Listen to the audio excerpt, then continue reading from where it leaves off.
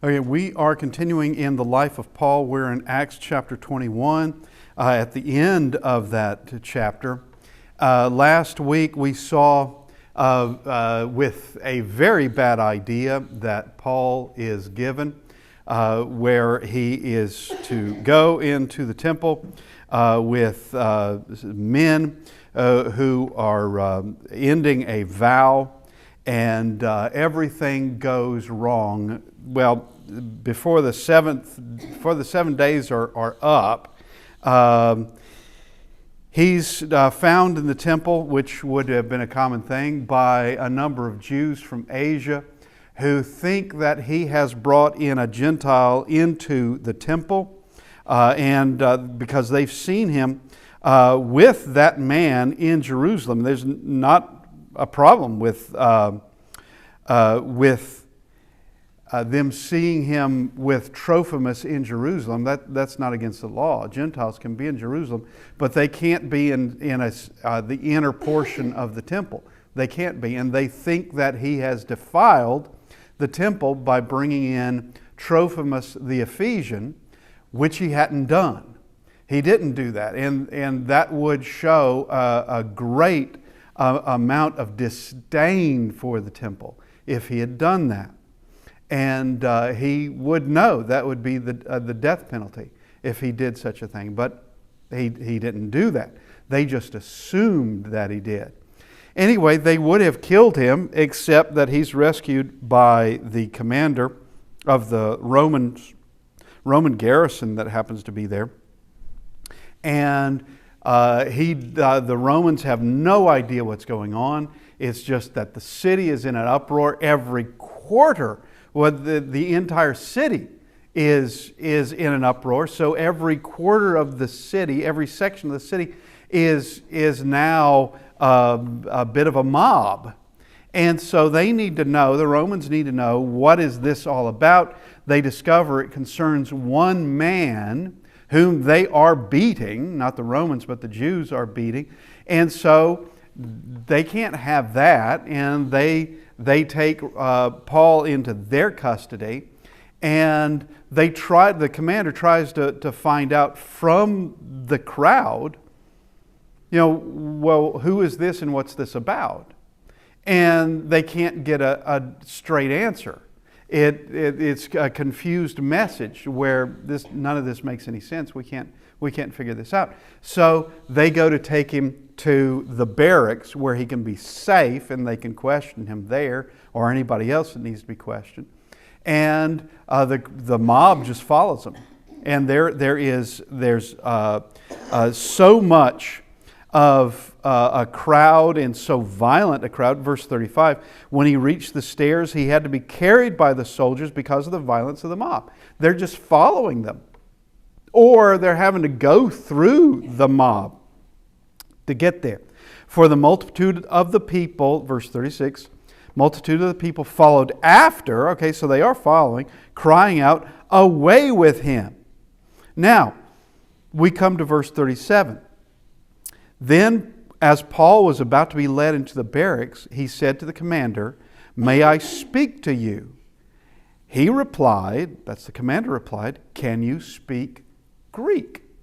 All right, he was very surprised that this man who he just took can speak Greek. He had an assumption as to who this was. What would bring this level of violence in this level of a mob and this uproar? What could have possibly done this? And he has it in his mind that it must be one thing, but it's not that at all. Can you speak Greek? He's surprised that he can. And I will just say this for the moment, though it has nothing to do with the life of Paul. But this is another one of those proofs that the New Testament, the original New Testament, was written in Greek. Okay? Because this would make no sense it would have to say he addressed him in Greek. Because there is a large group, it's Roman Catholicism, that believes the original New Testament was in Aramaic.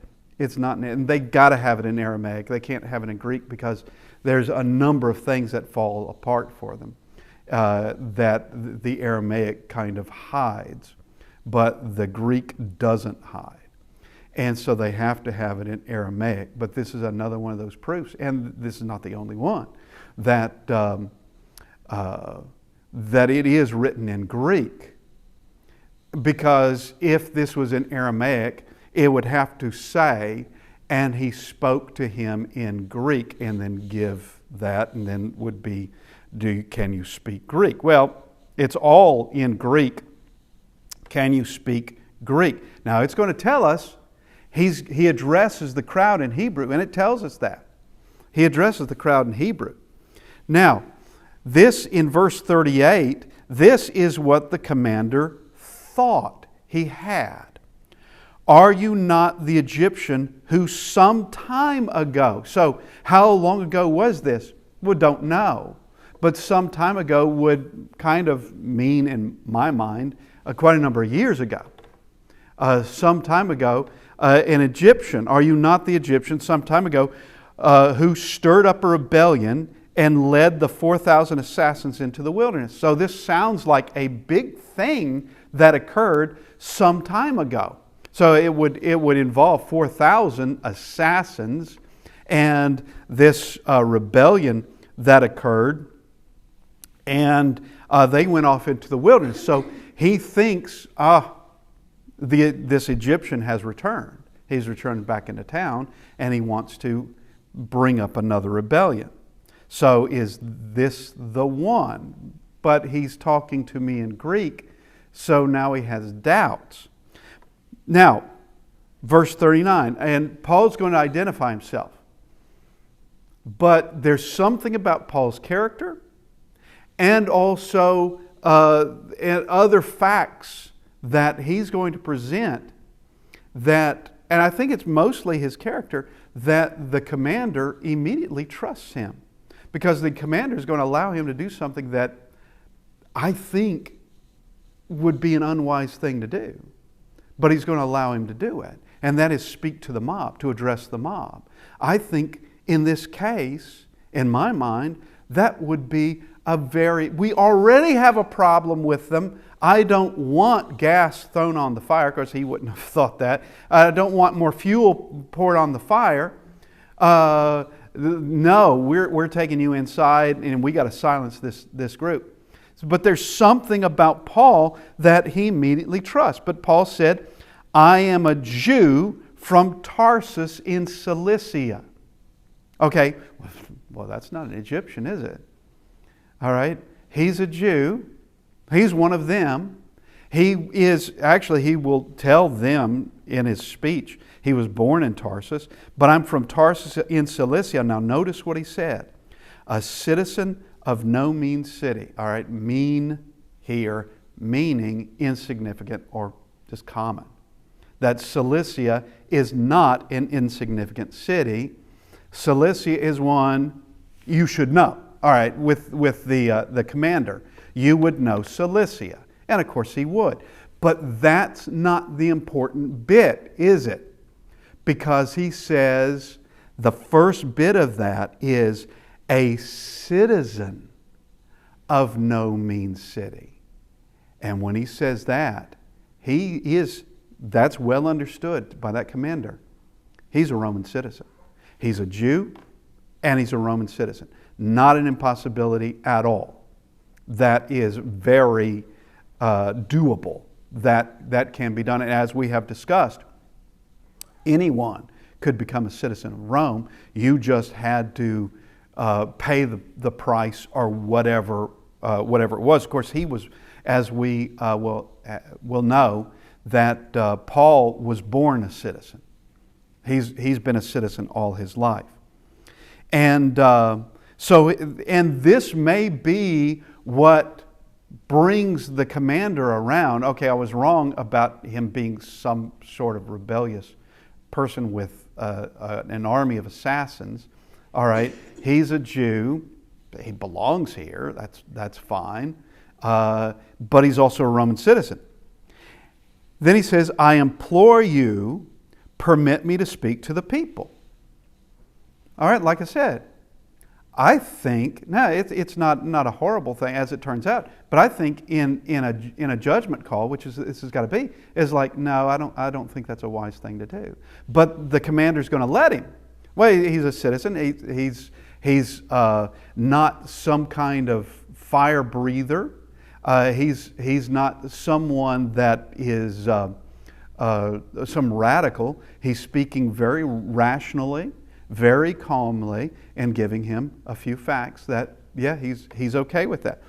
All right, verse 40. So when he had given him permission, Paul stood on the stairs and motioned with his hands to the people. And when there was a great silence, he spoke to them in the Hebrew language, saying, now we'll get to this speech, because what I want to do is go through his speech bit by bit, which is what we've been doing in the life of Paul, looking at his speeches.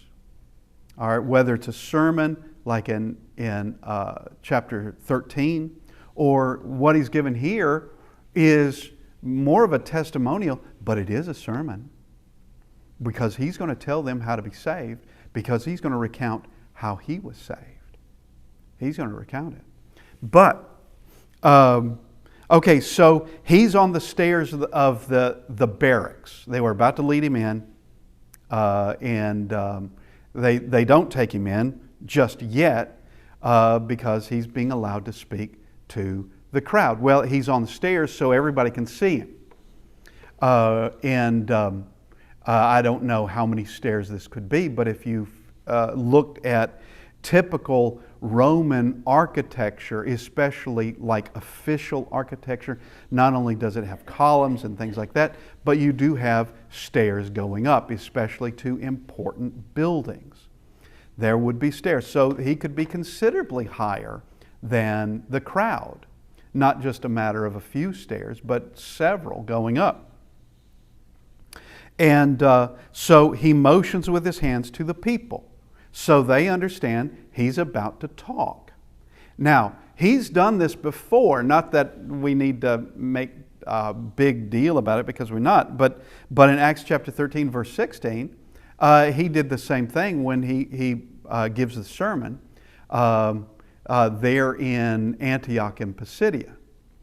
Okay, he motions with his hands, and it's just a common thing of I'm about to speak, and you may want to hear what I have to say.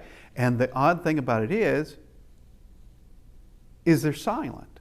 Now, they're about to let him do what they weren't letting him do, and that is speak. They didn't want to hear his defense.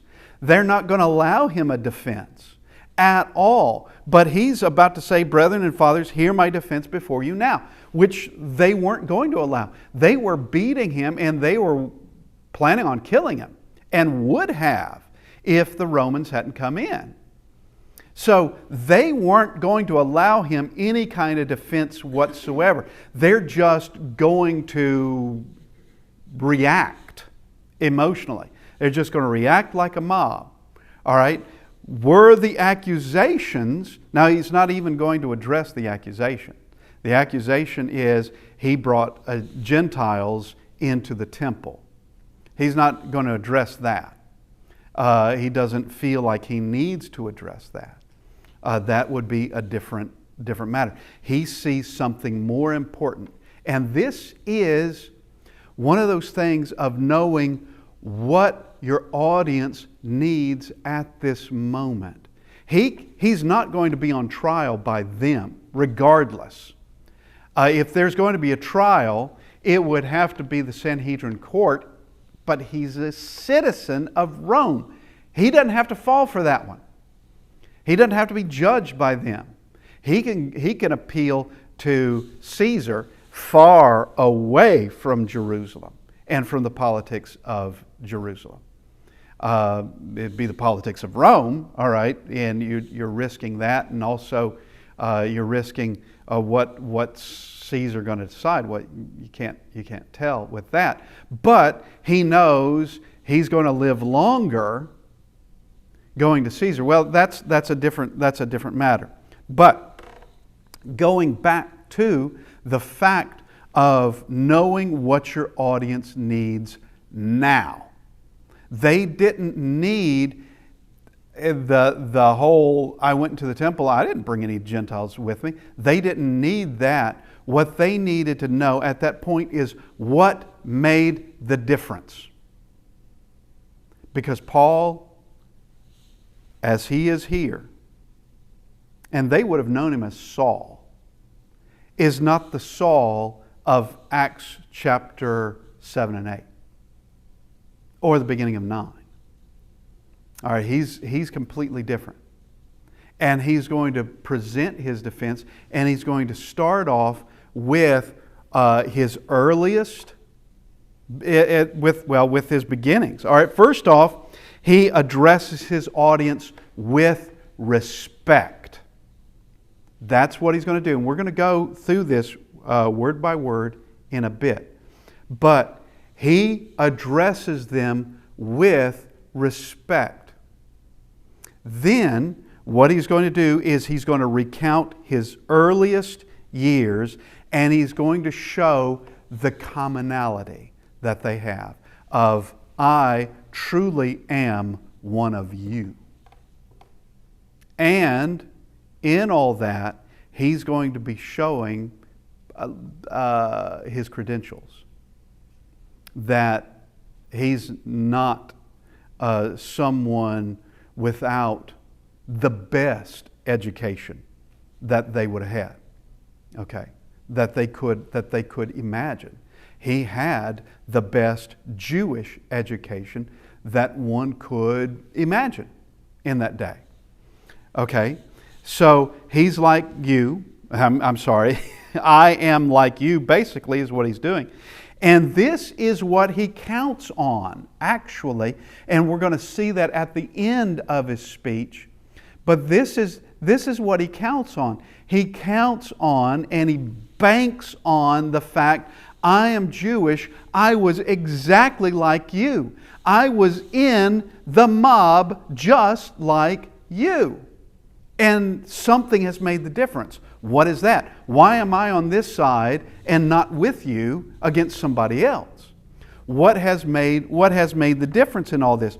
All right, Paul then recounts how zealous he was. He was persecuted this way, as he says. Paul gives a short list of important witnesses that he is in fact telling the truth. And some people would be in that crowd that would have no idea. They would have been born after Acts chapter 9. Okay, and they would have no idea of these things. But he says, if you want the witnesses, they're still here. If you want the witnesses, go talk to them. And these are significant. Chief priest, council of the elders. Go talk to them. They'll tell you that what I'm saying right now happens to be true. They will tell you. Then he then tells them what happened on the road to Damascus and that he met Christ. All right? And this is what made the difference. This is why Paul is like he is today, because he discovered the truth. And the truth is, Jesus of Nazareth is the Christ.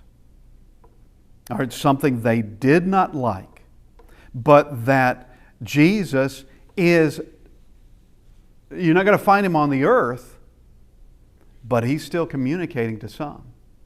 And his church, his kingdom was established. And established at this point in time. Well, Acts chapter 2, it's established. And while they're trying to eradicate it, using people like Saul of Tarsus to do it, well, you now have this Saul of Tarsus who's an apostle of Christ, and now he's telling them why. What he saw.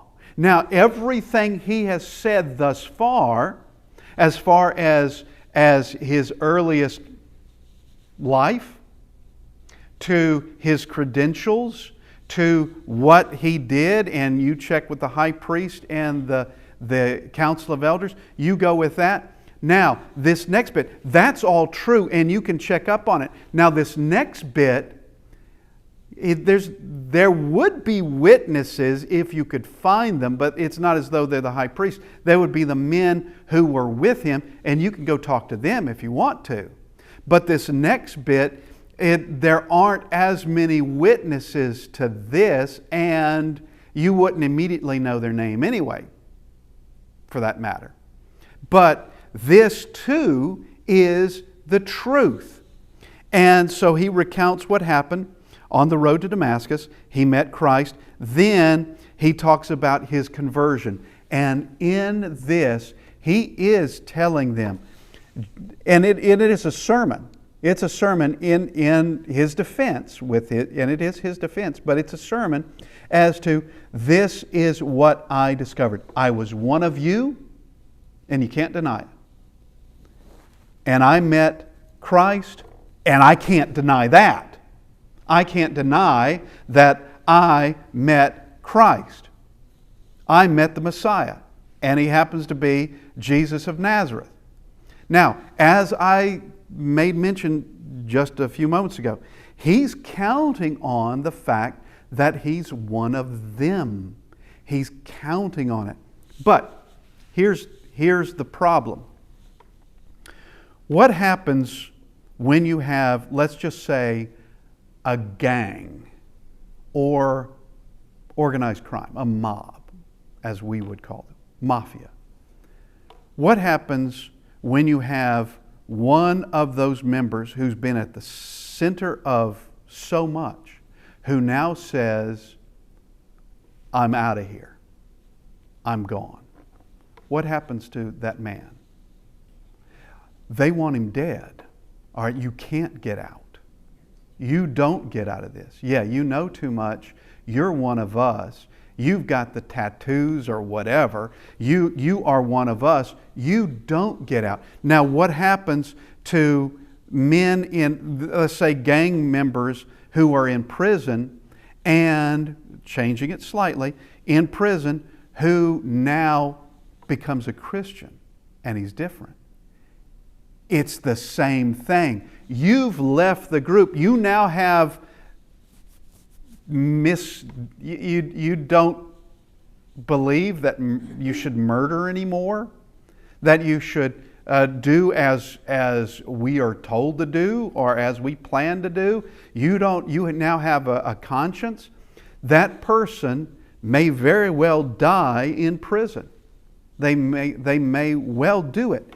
Now, it's very similar in this case.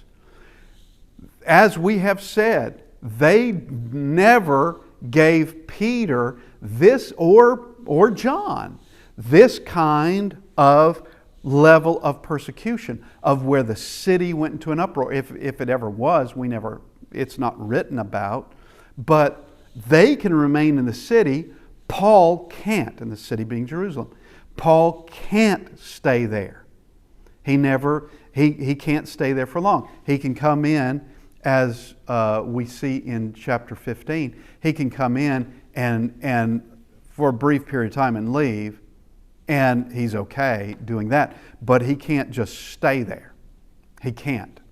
And now he talks about his conversion, and in so doing, he tells them how to be saved. Now, some of them, if not most of them, would already know, because the church has been there since Acts chapter 2. And the message was given in Acts chapter 2. And they now would see, well, what Paul is saying happened to him is precisely what we saw back at Pentecost after the crucifixion of Jesus. All right, that we're getting the same message from him, and he's telling this from a different perspective of, this is what I did to be saved. This is what I did. Now, he then gives us new information. When I mean new information, is that he's telling us of a vision we never knew he had. And this would be from the events of him returning back into Jerusalem in Acts chapter 9. That this would be, and we can know it by the words of Christ in it, but this is new information that's been given that Luke doesn't record from in Acts chapter 9, but now is recording in Acts chapter 22. Is there anything wrong with that? No, there's nothing wrong with that. And as we have made mention before, the Bible is meant to be studied. It's meant to be read entirely and studied, because more information will be put together. It will be revealed in different places. And this is just one of those places of where Jesus tells him, get out of this city. They want you dead. And he tells Jesus, and this is why I say what I say, that surely they will accept me because I'm one of them. And I am zealous. I was zealous and was at one point greatly admired. And he would have been greatly admired. And he has all the credentials. He has, and no one can deny them. Well, not legitimately anyway. No one could say you're a liar, because it's easily proven. And he thinks that they should accept him. But Jesus, and here's another thing that is unique about it, and we'll get to it more when we get to this verse, is that Jesus tells Paul, they're going to want to kill you. And Paul is telling this to people who want him dead. And they could see that actually what Jesus said to you, if this is true, what he said is, yeah, that's a fact. We want you dead.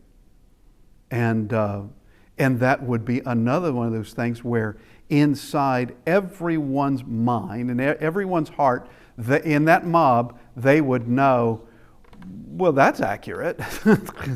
I may not want to admit it, but that in fact is accurate.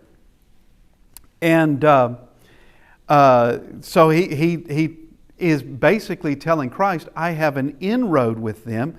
They know I'm like them. I'm one of them. I have an inroad. And then Jesus says something in verse 21. He says, I'm going to send you far away from here to the Gentiles. And this is as far as his speech gets, because that's the triggering point. It's a funny thing.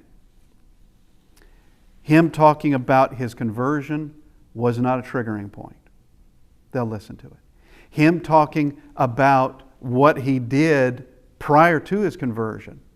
And, prior to his conversion with him persecuting this way. That didn't trigger them. Him meeting Jesus on the way to Damascus, that wasn't a triggering point. But the mere mention of going to the Gentiles, that they couldn't stomach. That's where they stop the speech and will hear no more. Now, I'd like to know where Paul was going to take this, as in his conclusion to it. But we don't get that, and neither do they. But they get enough to know the major lesson. And the major lesson is what they need to know. Why is Paul, who was one of them, why is he now entirely different? And it's been years. He's been on 3 missionary journeys. He's been to Arabia. He has seen all kinds of things, persecutions from the Jews, persecutions from Gentiles, shipwreck. He has seen all these things and more yet to come. But these are, and I say shipwreck because from this point on, he only has one more trip by way of sea and won't be taking any more. And he does have a shipwreck then. But he talks about having others. And so by this point in time, he's already been in the sea, personally been in it in a shipwreck. But he has seen a lot. And but it's at this point that they're going to stop it. Now they're going to stop his speech. Now let's go through his speech bit by bit. All right, verse 1. So chapter 22, verse 1. Notice, brethren and fathers, hear my defense before you now. He's speaking to them in Hebrew, and he addresses them with respect. He doesn't say, brood of vipers, as John the Baptist did, and there's nothing wrong with what John the Baptist did. But he doesn't do it. He doesn't do it. And of course, with John, all right, not everybody wanted John dead. They thought John the Baptist was a prophet. As far as the common people were concerned, he's good. And brood of vipers, okay, well, with the Pharisees may not have said he was a prophet or want to admit that he was a prophet, but they were too afraid to say he was not a prophet because they feared the people. But the ones who wanted him dead, well, they were considerably higher up. And that's how he's killed. It's because Herod married his brother's. He married his sister-in-law, is what he did. Okay. Now, and John told him he couldn't do that, and that got everybody mad. Now, brethren, fathers, hear my defense before you now. And as we've already said, they've not allowed him to defend himself. They've not allowed him to. They would have killed him with nothing, just because. Verse 2. Now here's their response. And when they heard that he spoke to them in the Hebrew language, they kept all the more silent.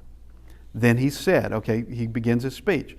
They kept all the more silent. Already they were silent, but this keeps them silent until we get to verse 21. When we get to verse 21, and they hear that one word they don't like. Well, those words, I'm going to send you to the Gentiles. They don't like that. They don't like that at all.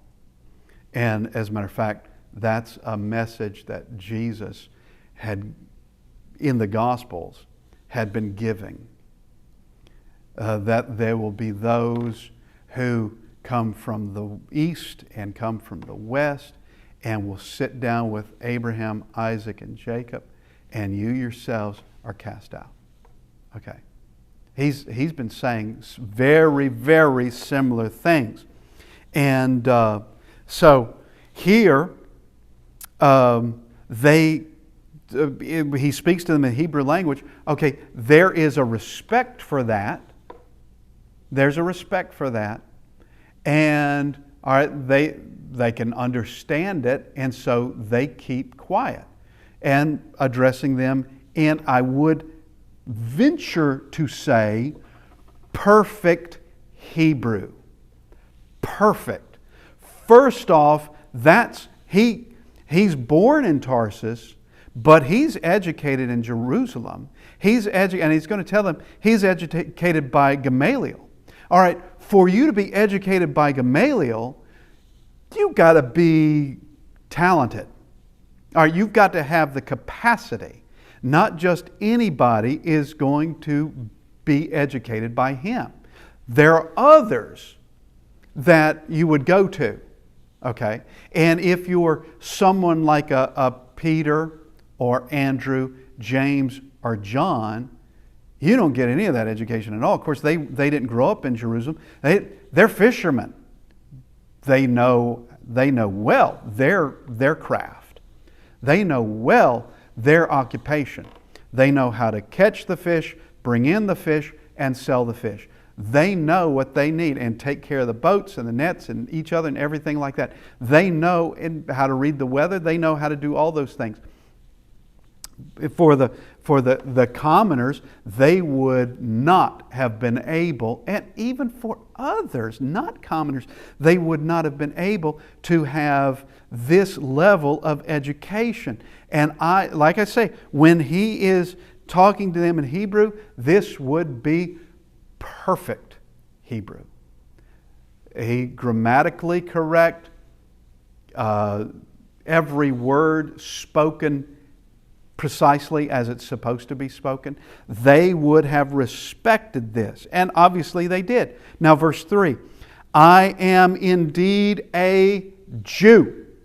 All right, that is qualification number one. That one, we have commonality here. But here's qualification number one. And it would be seen obviously as a plus, and they would have known he was Jewish. I am indeed a Jew, born in Tarsus of Cilicia. Now that would not have given him any bonus points at all. All right, big deal. You're born in Tarsus of Cilicia. But the next ones he brings in are some big plus signs. But brought up in this city, it's Jerusalem. Okay, add 2 pluses to that. Because that's something they would all appreciate. And of course, most of these, I would venture to say, would be from Jerusalem. So he's talking about their town. He grew up here. This is where he was educated anyway. Brought up in this city at the feet of Gamaliel. That means he was taught by Gamaliel. And you couldn't get a better teacher than him. We see him earlier in the book among the Sanhedrin. He is one of the rulers and highly respected. Highly respected. And he is the one that advised, leave them alone. They won't do it. But it's Gamaliel that says, leave them alone. If this is not from God, it'll come to nothing. He's talking about the apostles and those following Christ. If it's not from God, it's going to fall apart, as they all do. As they all do. And he gives Judas Judas.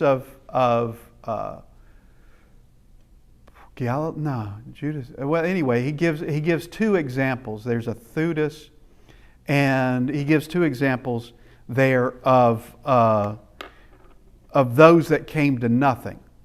But then he says, but if this is from God, you're going to find yourself fighting against God. All right, that's sound advice that they don't take. They don't take it. They beat the apostles. Okay, that's not exactly leaving them alone. The message was, leave them alone. We'll see where this goes. Leave it alone. That if it's nothing, it's nothing. But if it's from God, you're going to be fighting against God. Well, they don't care. They're going to fight against God. They're not going to wait. They're going to do it. Now, he tells them, I was brought up at the feet of Gamaliel, taught according to the strictness of our fathers. So add another plus sign. All right, this is his resume, or these are his credentials. All right, clicked up a little bit more. Gamaliel was huge. Matter of fact, we'll just click that up by 3. Jerusalem was big. Zealous toward God. All right, that's another plus. As you are all today. All right, showing that they have something in common. His background is very much in common with them, and one they admired. So this would be like someone saying, I am an American citizen, born in, then give the city, but brought up in what's a very common, Boston, or Washington, D.C., or some other significant city in the U.S., and saying, and I was educated at Harvard.